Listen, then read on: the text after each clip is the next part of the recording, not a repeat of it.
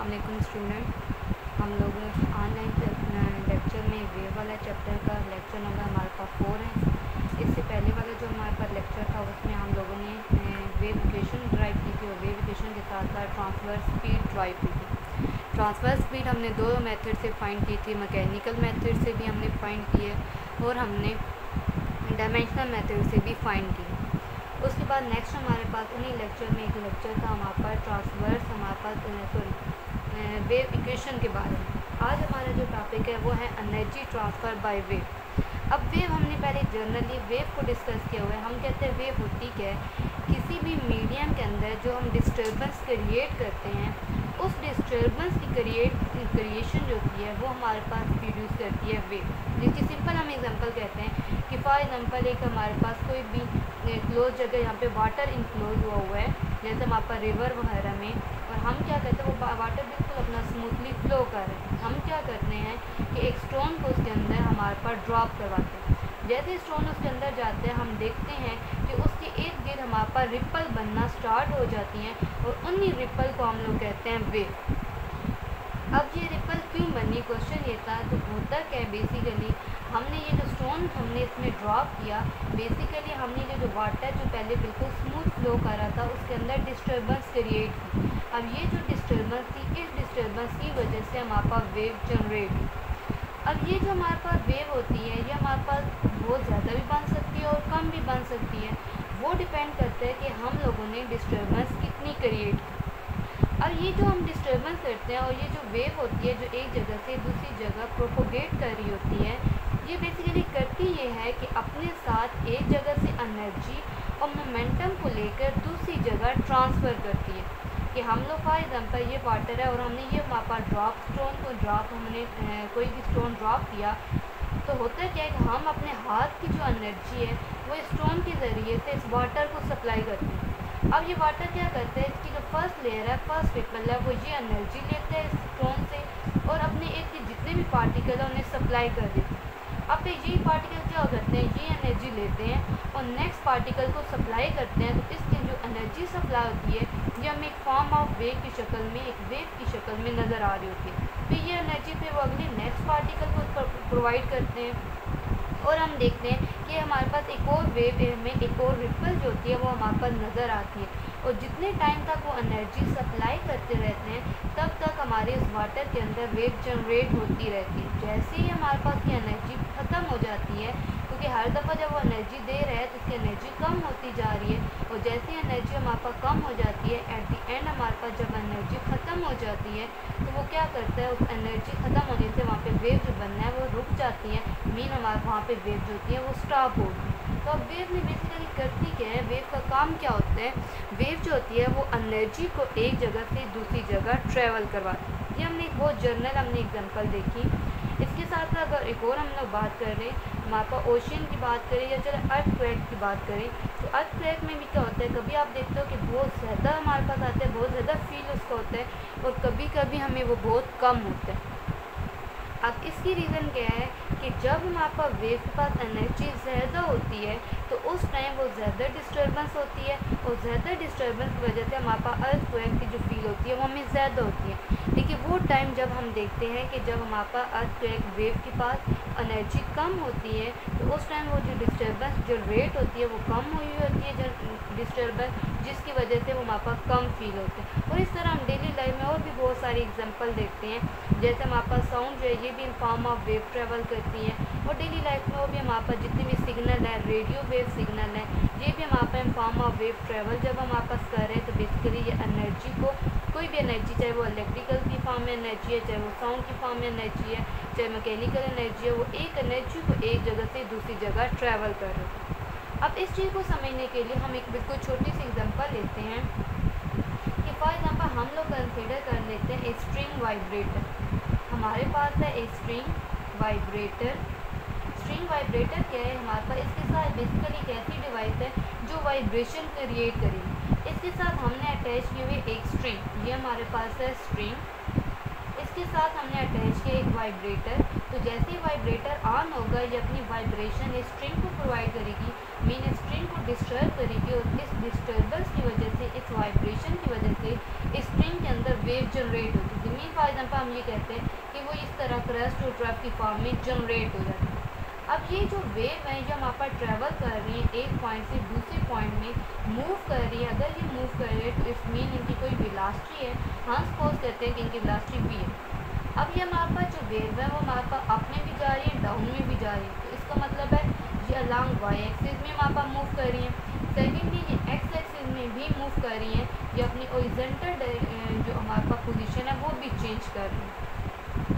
तो हम लोग कंसिडर कर लेते हैं छोटा सा लेंथ एलिमेंट कि हम लोग ये वाले वेव का पार्ट है जिसमें हम लोग स्टडी करना चाहते हैं कि ये जो स्ट्रिंगल्स के अंदर जो कंप्लीट वेव हमारे पास जनरेट हुई है उसका एक छोटा सा पार्ट है, उससे हम स्टडी करेंगे और हम ये कहेंगे कि जैसे इसकी नेचर है, इसका मतलब ये जो कंप्लीट वेव है कि हर पॉइंट की ऐसी ही नेचर है। छोटा सा पॉइंट हम इसलिए लेते हैं कि जो छोटा पॉइंट होता है उसे सॉल्व करना, जो स्मॉल एरिया जो स्मॉल लेंथ एलिमेंट होते हैं उन्हें सॉल्व करना आसान होता है और उन्हीं की नेचर से हम ओवरऑल जो रिजल्ट होता है वो हमारे पास डिटेक्ट कर लेते हैं।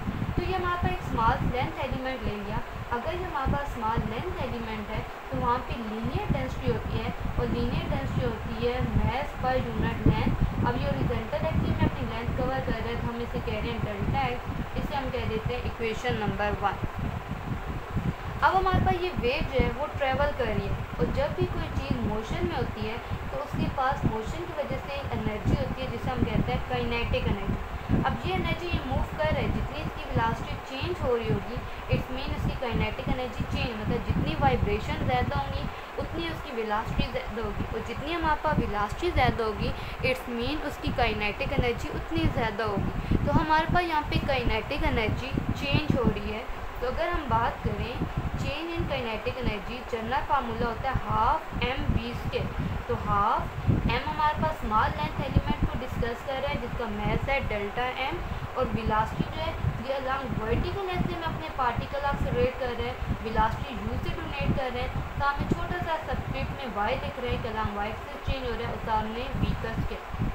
अब इक्वेशन नंबर 1 से हम डेल्टा m की वैल्यू निकाल सकते हैं। अगर मैं डेल्टा x को इधर लूँ तो मेरी चेंज इन काइनेटिक एनर्जी क्या हो जाएगी हाफ म्यू और साथ में क्या हो जाएगा delta x into u v का स्केल।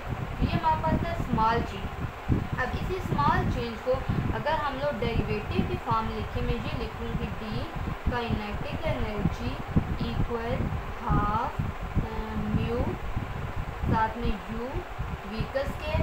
अब ये जो स्मॉल चेंज है जैसे हमने यहाँ पे कहा है ना स्मॉल चेंज एनर्जी को डी में लेके गए, इस चेंज स्मॉल चेंज को डी से डोनेट कर रहे हैं तो यहाँ पे डेल्टा एक्स के पास स्मॉल चेंज है तो इसे हम डोनेट कर देंगे डी एक्स। तो ये हमारे पास small change in energy in this length element है, स्मॉल एलिमेंट। लेकिन हमने स्टडी करना है कि पूरी हमारे पास लेंथ एलिमेंट के अंदर कितनी हमारे पास एनर्जी चेंज है।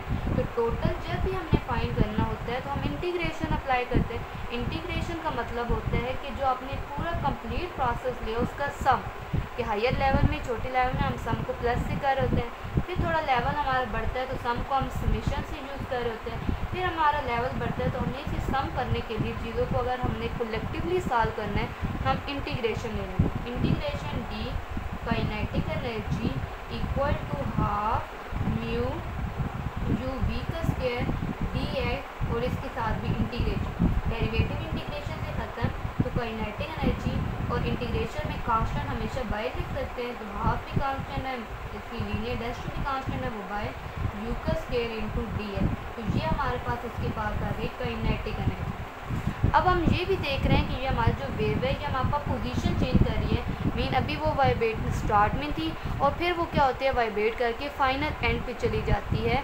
तो जब भी हमारे पास कोई ऑब्जेक्ट अपनी पोजीशन चेंज कर रहा होता है तो पोजीशन चेंज करने की वजह से जो एनर्जी होती है उस एनर्जी को हम कहते हैं पोटेंशियल एनर्जी। तो यहाँ पे हम लोग अगर इसकी पोटेंशियल हमारे पास चेंज इन पोटेंशियल एनर्जी की बात करें तो वो होती है हाफ के और साथ में अपने जर्नल हमने इससे पहले चैप्टर में पढ़ा था सिंपल हमारे मोशन में हाफ के एक्स स्क्वायर।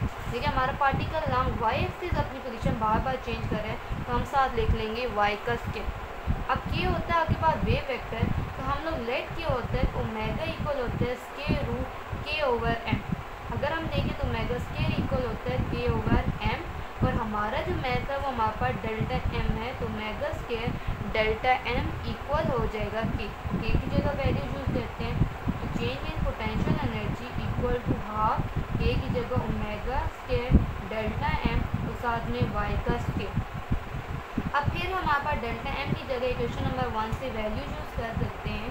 तो potential energy equal to half omega square यहाँ पे म्यू डेल्टा एक्स और साथ में वाई का स्क्वायर। अब याद रखिएगा बुक में ना इसमें मिस्टेक है, मिसिंग हो गया, यहाँ पे एक टर्म नहीं दी हुई, तो वहाँ पे बुक पे भी इसे करेक्ट कर लीजिएगा। यहाँ पे 2 टर्म आती हैं, वहाँ पे उसने एक टर्म मिस की हुई है, तो इसे दोबारा बुक से नोट कीजिएगा और ये ना चेक कीजिएगा ये क्या हो गया। ये दोबारा आपको बता रही है बुक के अंदर ये मिस प्रिंट है, मिसिंग हुई है टर्म, तो वहाँ पे बाकायदा इसको करेक्ट कर लीजिए। अच्छा, अब इसमें भी क्या है कि हमारे पास चेंज को डी के साथ हम चेंज को शो करते हैं।